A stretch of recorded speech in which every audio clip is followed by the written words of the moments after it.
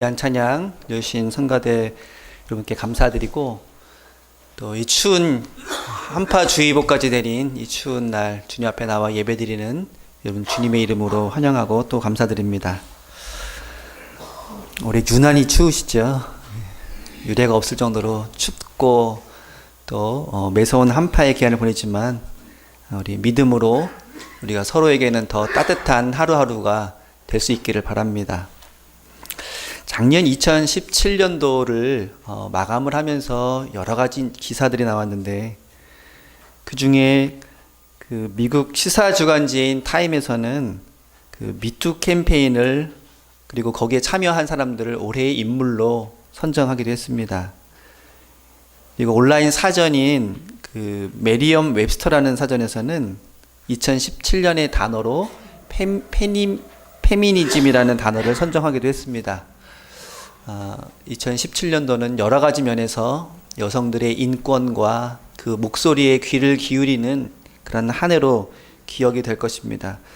근데 올해 그러한 분위기가 우리나라에도 이어져서 여러 가지 여성과 관련된 그런 목소리들, 그동안 귀 기울이지 않았던 그런 여성의 권익들에 대해서 요즘 많이 이야기를 하고 있습니다.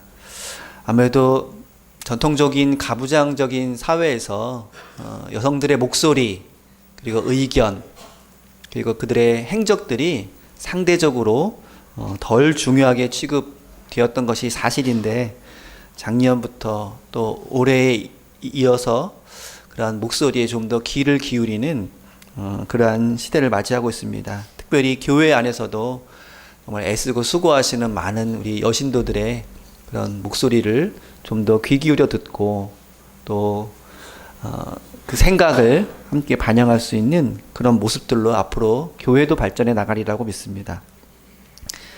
특별히 성경을 보면 사실 남성들의 이야기가 주를 이루고 있지만, 그 당시 문화라든지 배경에 비추어 보면 굉장히 놀랄 정도로 여성들의 활약이 두드러지게 소개가 되고 있고, 또 많은 여성 지도자들, 신앙의 인물들이 소개가 되고 있습니다. 오병이의 기적에서 보면 여자들은 사람의 숫자를 세는 데에도 들어가지 않는, 그 당시로서는 매우 무시되는 환경이었음에도 불구하고 성경에서는 아주 고대로부터 뛰어난 여성 그 지도자들, 또 믿음의 인물에 대한 소개를 가감없이 전하고 있습니다. 특별히 오늘 우리가 읽었던 구약과 신약의 본문에는 각각 성경에서 두고두고 기억되어야 할 그 여인에 대해서 소개를 하고 있습니다. 먼저 여호수아 2장을 보면 가나안 땅을 정탐하러 온 정탐꾼을 숨겨주었던 라합의 이야기가 소개가 되고 있습니다.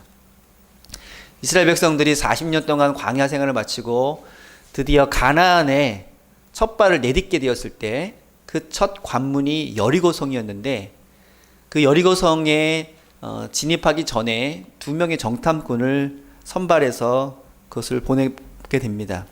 그런데 그들의 정탐 활동이 곧 발각이 되게 되고, 그들은 여리고성의 그 왕의 명령에 의해서 이제 군사들이 보내지고 붙잡히게 됩니다.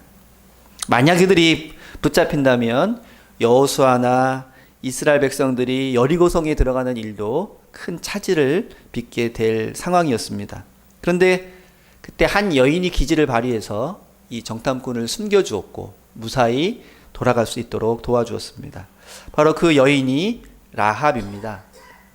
성경에서는 이 라합을 기생이라고 소개하고 있는데, 이에 대해서는 여러 가지 논의가 많이 있습니다. 하지만 분명한 것은 이 라합이라는 여인은 이스라엘 백성이 아닌 여리고성의 주민이었다는 것입니다. 곧 이방인이었던 이 라합이 이스라엘 백성들이 여리고성을 점령하는 것을 도와주었다는 것은 분명한 사실입니다. 그리고 이 라합이라는 여인은 굉장히 큰 해안을 가지고 있었고, 또 지혜로운 여인이어서 이스라엘 백성들이 곧 이 여리고성을 점령하게 될 것이라는 것을 직감적으로 알고 있었고, 그리고 거기에 대처하는 그런 능력을 발휘하게 됩니다. 다른 여리고 백성들도 이스라엘 백성들에 대한 소문은 듣고 있었지만 그들은 그들의 철벽 같은 요새만 믿고 아무런 대책도 또 아무런 생각도 하지 않고 있다가 이스라엘 백성들이 쳐들어올 때 매우 우왕좌왕하고 모조리 멸망당한 것에 비하면 이 라합이라는 여인이 얼마나 지혜롭고 또 위기 대처 능력이 큰 여인인지를 또 알 수가 있습니다. 사실 겉으로만 보면 이 라합의 행동은 동족을 배신한 그런 배신자의 모습일 수도 있습니다. 우리는 어렸을 때부터 수상한 사람을 보면 신고해야 된다는 그런 교육을 받고 자랐습니다. 만약 알면서도 신고하지 않으면 그 또한 처벌받는다는 그런 이야기를 듣고 우리 주변에 수상한 사람이 있으면 112나 113에 신고해야 되는 그런 마음을 갖고 그렇게 자라왔습니다. 그래서 제발 그런 사람들이 눈앞에 띄지 않기를 바라기도 했지요. 그런데 지금 라합의 눈앞에 신고해야 될 사람 2명이 등장을 한 것입니다. 라합이 만약 신고하지 않으면 그들을 감춰주었든 혹은 모른 척했든 큰 봉변을 당할 수도 있는 그런 상황이었습니다. 그러나 라합은 신고하지 않고 그들을 적극적으로 숨겨주고 도망갈 수 있도록 도와주었습니다. 여리고 주민들의 입장에서 보면 배신자라는 낙인을 찍을 수도 있는 그런 상황입니다. 그런데 이런 라합에 대해서 성경은 전혀 다른 평가를 하고 있습니다. 특별히 신약 성경의 히브리서와 야고보서에 이 라합에 대한 평가를 하고 있는데 히브리서 8장 11장 31절에 보면 믿음으로 이 라합은 정탐꾼을 평안히 영접하였으므로 순종하지 아니한 자와 함께 멸망하지 아니하였도다. 이 라합을 믿음의 표상으로 지금 이야기를 하고 있는 것입니다. 히브리서 11장에는 믿음에 대해 이야기하면서 16명의 믿음의 거장을 쭉 열거를 합니다. 그런데 그 16명의 믿음의 대표자들 속에 이 라합이 포함되어 있는 것입니다. 믿음으로 상상할 수 없는 큰 일을 감당했던 그 위대한 인물들 가운데 당당히 라합의 이름이 포함되어 있습니다. 그러면서 이 라합은 믿음의 좋은 예로 우리에게 제시가 되고 있습니다. 그래서 이 라합의 행위는 믿음이 무엇이고 믿음으로 어떤 일을 감당해야 되는지를 우리가 알고자 할 때 두고두고 기억할 이름으로 우리에게 알려져 있습니다. 사실 그 당시 라합의 입장에서 보면 얼른 이 사람들을 신고해서 신고 포상금을 받는 게 실제적으로는 더 이익이 되는 일이었을 것입니다. 그러나 라합의 생각은 달랐습니다. 이 이스라엘 백성들에 대한 소식을 들었을 때 그들이 출애굽을 하며 홍해바다를 갈랐었던 그 일들, 그리고 광야에서 만나와 메추라기로 하나님의 은혜로 살았던 일들, 그리고 이방 족속을 하나님의 능력으로 물리쳤던 그러한 일들에 대해서 이야기를 들었을 때 다른 사람들은 다 대수롭지 않게 생각하고 풍문으로 여기는 그 일에 대해서 진지하게 고민을 하고 결국 그녀가 내린 결론은 하늘과 땅의 진정한 신은 하나님밖에 없다는 것입니다. 당시 가나안에는 바알 종교가 성행하고 있어서 풍요와 그리고 번영을 약속하는 그 바알 신을 누구나 다 숭배하던 그런 때였습니다. 그렇게 자기의 종교가 있음에도 불구하고 라합은 하나님을 인정하며 동시에 그 동족들이 믿고 있었던 바알 종교를 버렸던 것입니다. 이방의 신들은 헛된 것이며 오직 하나님만 참된 신이라는 그 믿음이 이 라합에게는 싹트게 되었던 것입니다. 그리고 정탐꾼에게 그 믿음을 고백을 합니다. 오늘 본문인 2장 9절을 보면 여호와께서 이 땅을 너희에게 주신 줄을 내가 아노라. 하늘과 땅의 하나님은 너희가 믿는 여호와뿐임을 내가 아노라 라면서 그 믿음을 고백을 하고 있는 것입니다.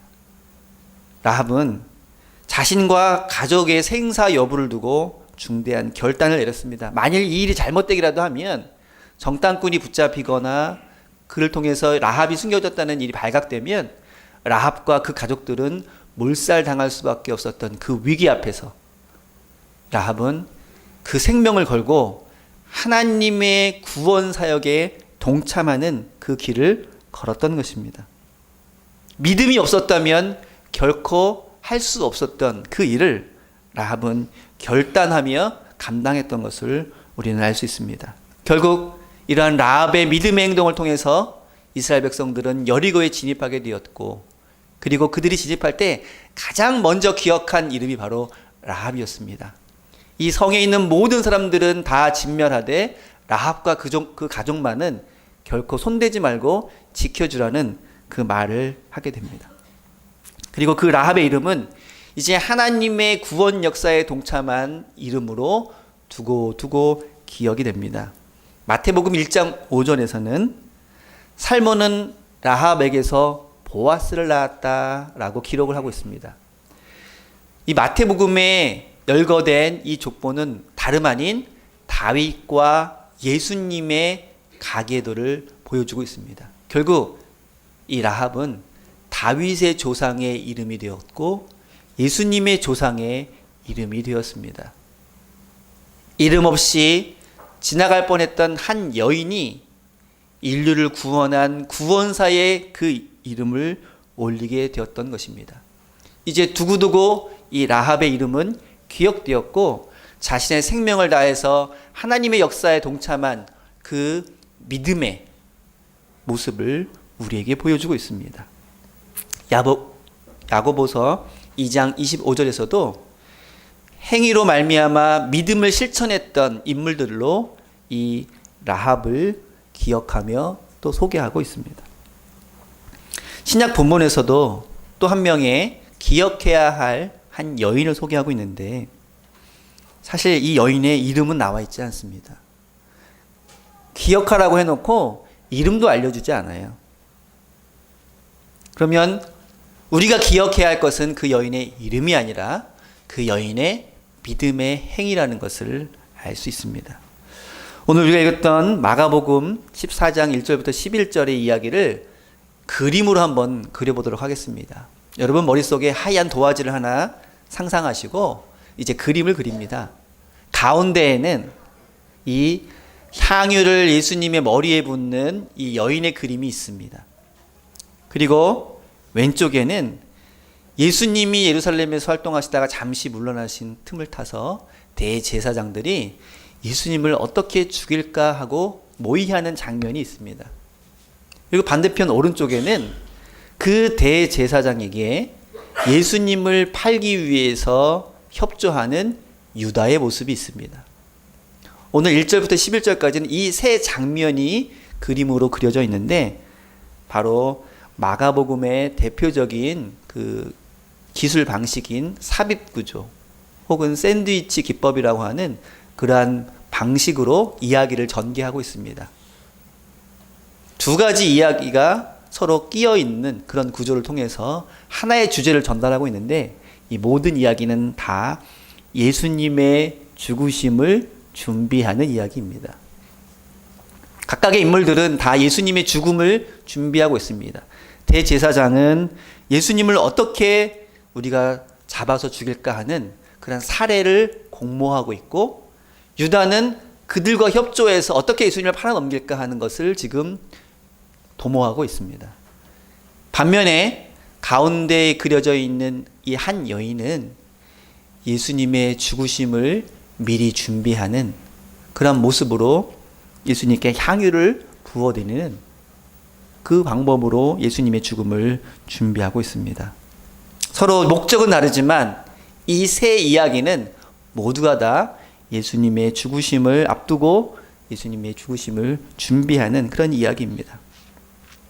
주된 이야기인 이 향유를 부은 여인은 예수님께서 어느 그 문둥병자 시몬의 집에 계실 때 그 예수님을 찾아갑니다. 근데 이 문둥병자, 이 나병 환자의 집에 예수님이 계시다는 이 언급은 그냥 아무런 느낌도 없이 지나가지만 굉장히 큰 의미를 전해주고 있습니다. 왜냐하면 그 당시에 나병 환자는 사회와 가족으로부터 격리되어서 마을 밖으로 쫓겨나는 신세였던 사람들입니다. 이 시몬이라는 사람이 지금 나병 환자인지 아니면 예전에 나병을 앓고 있다가 다시 돌아왔는지는 모르지만 그의 집에 예수님께서 찾아가셨다는 것은 굉장히 큰 의미를 우리에게 전해주고 있습니다. 왜냐하면 나병 환자는 쫓겨난 사람 혹은 쫓겨났던 사람, 사회로부터 소외되고 격리되고 차별받고 무시당하는 사람의 대표적인 그런 사람입니다. 그런데 하필 예수님이 그렇게 아무도 관심 갖지 않고 오히려 무시당하고 천대당하는 이 나병 환자의 집에 머무신다는 이 말씀은 이제 그 죽음을 얼마 남겨놓지 않은 예수님께서 끝까지 사회에서 가장 소외되고 가난하고 병들고 힘든 사람과 함께 하시는 그 모습을 우리에게 보여주고 있습니다. 그런데 게다가 거기에 한 여인이 찾아옵니다. 이 여인은 단순한 그런 여인이 아니라 그 당시에 이 나병 환자처럼 가장 무시되고 아무도 눈여겨보지 않는 사람들을 대표하고 있습니다. 근데 이 여인의 정체에 대해서 각 복음서가 다 조금씩 다르게 이야기를 하고 있습니다. 우리가 알고 있는 이 사복음서에 동시에 같은 이야기가 다 나와 있는 이야기가 그리 많지 않습니다. 대표적인 것이 오병이어 이야기인데 이 오병이어 이야기는 사복음서에 다 나옵니다. 근데 사복음서에 다 나오는 이야기가 그렇게 많지 않습니다. 그런데 이 예수님께 향유를 부어드린 여인의 이야기가 다 나오게 되는데 마태복음과 마가복음은 똑같이 베다니에 있는 시몬, 나병 환자 시몬의 집에 한 여인이 왔다 이렇게 이야기를 하고 있습니다. 근데 요한복음에서는 그 여인의 이름을 마리아라고 이야기를 합니다. 베다니의 마리아가 이렇게 이야기를 하고 있습니다. 근데 누가복음은 조금 그 이야기 스토리가 좀 다릅니다. 예수님께서 죄 사함에 대해서 말씀하고 계실 때에 한 여인이 와서 예수님께 향유를 부어드리는데 누가복음만 그 여인이 죄가 많은 여인이었다 이렇게 언급을 하고 있습니다.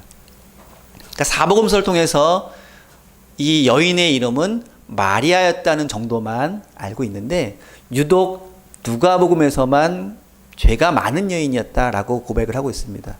그래서 사람들이 그 여인을 마리아는 마리아인데 막달라 마리아일 것이다 이렇게 추측을 합니다. 그래서 찬송가 211장을 보면 값비싼 향유를 부어드린 막달라 마리아처럼 이런 가사가 나와 있어요. 그래서 흔히 예수님의 머리에 향유를 부은 이 여인을 막달라 마리아라고 하는데 이것은 성경을 매우 오해한 것입니다. 여러분 이제부터는 막달라 마리아라는 말을 하시면 안 됩니다. 왜냐하면 성경에 막달라 마리아라는 이름 자체가 나오지를 않아요. 향유를 부어드린 이 여인의 이름으로 막달라 마리아라는 이름이 언급조차 되어 있지 않습니다. 마리아까지는 맞습니다. 그런데 그저 한 여인이었다는 정도만 우리는 알고 있으면 됩니다. 더 중요한 것은 그 여인의 이름이 아니라 그 여인이 행했던 그 일이라는 것입니다. 우리가 그 성경에 나오는 이야기를 좀 더 감동적으로 전하기 위해서 때로는 확인되지 않은 추측된 이야기를 하는 경우도 있는데 그걸 통해서 만들어낸 감동적인 이야기보다는 사실은 성경적인 메시지가 더 중요하다고 저는 그렇게 생각을 하고 있습니다. 이 본문이 그 여인의 이름보다 더 강조하고 있는 것은 예수님의 적대자들도 예수님을 오해하거나 혹은 예수님에 대해서 무시하고 지금 예수님을 죽이려고 공모하고 있는데 제자들도 사실은 예수님에 대해서 온전하게 이해하지 못하고 예수님의 사역에 온전히 동참하지 못하고 있습니다. 그동안 예수님께서는 수차례에 내가 예루살렘으로 가면 고난을 받고 십자가에 못 박혀 죽게 될 것이다. 자신의 죽음에 대해서 누차 예고하신 바가 있습니다. 그런데 이것을 진지하게 생각하는 제자들은 아무도 없었습니다. 설마 예수님께서 바다 위도 걸으시고 오병이어의 기적도 행하시고 병든 자도 낫게 하시고 심지어는 죽은 자도 살리신 예수님께서 그렇게 사람의 손에 붙잡혀서 고난을 당하게 될 것이라고는 전혀 생각할 수 없었습니다. 그래서 속으로는 아마 예수님이 그냥 우리에게 좀 경각심을 일으켜 세우기 위해서 하신 말씀이겠지 정도만 생각하고 있었습니다. 그래서 아무도 진지하게 심각하게 예수님의 죽음을 준비하거나 대비하거나 하는 사람이 없었습니다. 그때 한 여인이 등장해서 예수님의 죽음을 미리 준비하는 향유를 붓는 일을 지금 하고 있는 것입니다. 그 당시에는 이 향유를 장례식에서 시체에 바르는 것이 관습입니다. 원래 이 향유는 그 인도에서 난 식물로 추출한 아주 값이 비싼 그런 물건인데, 값이 너무나 비싸기 때문에 이것을 가지고 이제 멋을 낼 때 아주 조금씩 바르는 그러한 향유입니다. 그 값이 얼마냐면 여러분 1년치 연봉에 해당합니다. 확 와닿으시죠? 여러분 집하고 차 말고 여러분이 들고 다닐 만한 것 중에서 여러분 1년치 연봉에 해당하는 물건이 혹시 있으십니까? 근데 이 여인이 지금 그것을 가지고 와서 그걸 깨트리고 다 예수님께 지금 부어드리는 거예요. 그러니까 제자들이 보기에는 굉장히 당황스러운 상황입니다. 왜냐하면 그 향유를 바른다는 것은 멋을 낸다든지, 그러니까 사랑하는 사람을 만나기 위해서, 아니면 잘 보이기 위해서 멋을 낸다든지, 혹은 장례식 때 시체에 바르는 것인데, 어느 것 하나 지금 예수님께는 해당하지 않는다고 생각했기 때문에 그 향유를 낭비한다고 판단할 수밖에 없었습니다. 그래서 예수님 면전에서 그 여인을 탓합니다. 아니, 저렇게 비싸고 귀한 향유를 왜 저렇게 다 낭비하고 있는가? 예수님과는 전혀 상관없는 일을 왜 예수님한테 하고 있는가? 오히려 저것을 팔아서 가난한 사람들에게 나눠주면 1년치 연봉을 나눠주는 것이니까 꽤 큰 도움이 될 텐데 왜 저렇게 낭비하고 있는지 그 여인을 탓하고 있습니다. 여전히 예수님의 그 구원 사역과 십자가의 길을 전혀 이해하지 못하는, 그리고 자신들이 얼마나 예수님의 말씀에 따라서 가난한 사람들을 위하는 마음을 가지고 있는지를 보여주고자 하는 그런 위선적인 모습을 지금 나타내고 있습니다. 그런데 지금 이 상황에서 예수님의 사역과 그 길에 대해, 예수님의 고난에 대해, 예수님의 구원에 대해서 정말 예수님의 마음을 이해하는 사람은 이 제자들이 아니라 그 이름 없는 한 여인이었습니다. 그래서 예수님께서 그 모습을 보시면서 여인을 탓하는 제자들을 나무라시면서 이렇게 말씀하십니다. 6절과 8절 말씀을 함께 보도록 하겠습니다. 예수께서 이르시되 가만두라, 너희가 어찌하여 그를 괴롭게 하느냐? 그가 내게 좋은 일을 하였느니라. 그는 온 힘을 다하여 내 몸에 향유를 부어 내 장례를 미리 준비하였느니라. 우리 오늘 본문의 앞에 부분에 그 여인의 행동에 대한 예수님의 평가가 이렇게 나와 있습니다. 아무도 내가 앞으로 죽임당할 것이라는 것을 진지하게도 생각하지 않고 그렇게 가볍게 넘기고 있는데, 이 여인만이 내 장례를 지금 준비하고 있다. 사실 그 여인은 단 한마디도 본문에서는 나와 있지 않습니다. 하지만 예수님께서는 그 여인이 행한 그 일에 대해서 이렇게 말씀하시며 그 여인을 인정하고 있습니다. 예수님께서는 지금 자신의 머리에 아무 말 없이 향유를 붓고 있는 그 여인을 바라보며 그 여인의 마음을 이해하고 있는 것입니다. 그리고 그 여인은 어떤 취지인지, 누구인지, 어떻게 그 소식을 듣고 여기까지 왔는지는 나와 있지 않지만, 그러나 그 자리에서 유일하게 예수님의 마음을 이해하는, 그리고 예수님의 그 사역에 동참하는, 자기가 가지고 있는 모든 것을 다 예수님께 드림으로 그 일을 함께하고 있는 그런 사람으로 등장을 하고 있습니다.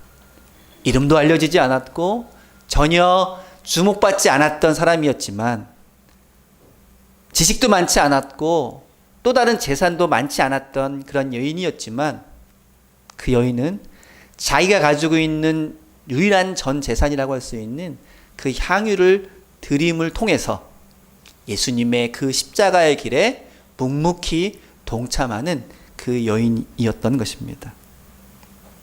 그리고 그러한 향유를 머리에 붓는 여인을 바라보시며 또 제자들 향해서 예수님께서는 이렇게 말씀하십니다. 내가 진실로 너에게 이르노니 온 천하에 복음이 전파되는 곳마다 이 여인이 기억되리라. 그 여인의 이름은 비록 우리가 알지 못하지만 자신의 모든 것을 다하여 주님을 사랑하며 주님의 사역에 동참하고자 했던 그 행위가 기억될 것이라는 것입니다.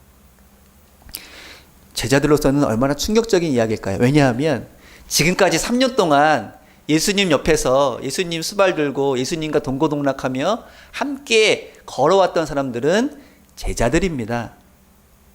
그동안 어려운 일도 많이 있었고 예수님의 명령을 받고 전도하는 일에도 적극 동참했던 사람들은 바로 그 제자들입니다.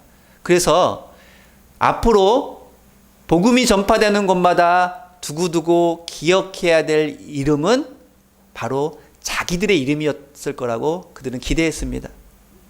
예수님이 왕이 되시고 예수님의 업적이 칭송되는 그 자리에 두고두고 자신들의 이름도 같이 거론될 거라고 그렇게 기대했습니다.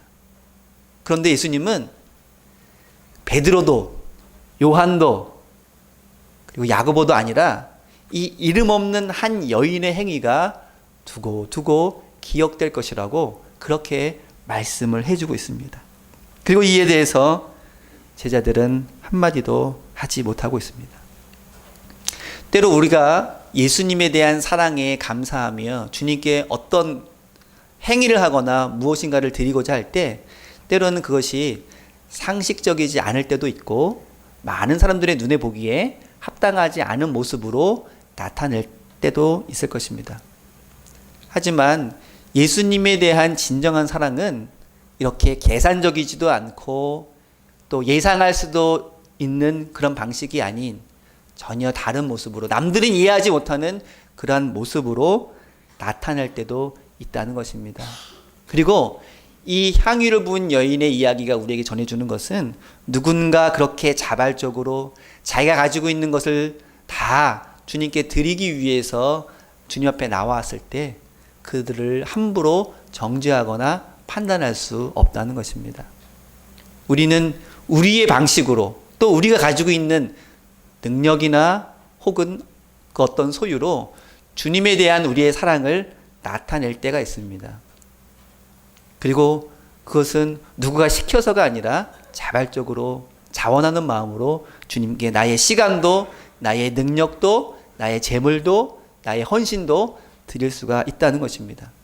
순수한 마음으로 주님 앞에 나와서 그러한 자기의 모든 것을 마치 라합이 자기 가족의 생명을 걸고 그리고 이 여인이 자신의 전 재산을 들고 주님 앞에 나왔던 것처럼 그렇게 주님 앞에 나올 때 하나님께서는 그들의 행위가 복음이 전파되는 곳마다 기억될 거라고 지금도 말씀하시는 줄로 믿습니다. 또 우리에게는 때로 주님 앞에 나와서 헌신하는 자들을 바라보면서 우리도 저런 마음을 가져야겠다라는 생각이 아니라 저 사람은 참 유별나게 저렇게 한다라는 판단을 할 때도 가끔 있습니다. 그리고 그것으로 고민하는 분들도 자주 만났어요. 자기가 교회에서 이러이러한 걸 하고 싶은데 말이 많다는 거예요. 자기는 아무런 조건도 이익도 생각하지 않고 주님께 이런 방식 또 저런 방식으로 봉사도 하고 헌신도 하고자 하는데 주변에서 참 여러 가지 말들이 많다는 것 때문에 고민하는 분들을 참 많이 만났습니다. 그런데 오늘 본문에 비춰보면 우리가 어떤 방식으로 어떤 표현으로 주님께 나아가든지 그 마음에 주님의 그 귀한 사역에 동참하고자 하는 그런 마음이 있다면 하나님께서 우리를 기억해 주시고 또 주님의 백성들 가운데 우리의 이름이 기억될 줄로 믿습니다. 비록 이방인이었지만 하나님의 구원 사역에 동참한 이 라합처럼 그리고 이름도 없는 한 여인이었지만 묵묵하게 자기가 할 수 있는 그 일을 감당했던 이 여인처럼 하나님의 구원 사역에 그리고 교회를 통한 주님의 일에 동참하는 그 길과 방법은 여러 가지일 것입니다. 중요한 것은 어떠한 마음으로 우리가 주님의 그 일에 동참하느냐 하는 것인데, 지금까지 교회를 위해 또 주님의 영광을 위해서 자신의 모든 것을 다 헌신하였던 바로 여러분들의 이름이야말로 우리 가족들에게, 우리 교우들에게, 그리고 하나님의 나라에 두고두고 기억될 이름이 될 줄로 믿습니다. 그 일에 지금까지 헌신하였던 그 우리들의 헌신, 특별히 우리 장로님들, 권사님들, 집사님들의 헌신이 하늘에서 기억되며 우리 성도들의 마음속에 두고두고 기억될 줄로 믿습니다. 또한 앞으로도 지금까지 했던 그 일들에만 만족하는 것이 아니라 앞으로도 주님의 일에 말없이 헌신하며 동참하는 여러분들의 이름이 가정과 교회에 두고두고 기억이 될 줄로 믿습니다. 시간이 지나면 잊혀지는 이름이 아니라 시간이 지날수록 기억되는 이름으로 하나님의 마음에 기억되는 여러분 모두가 될 수 있기를 기도합니다. 함께 기도하겠습니다.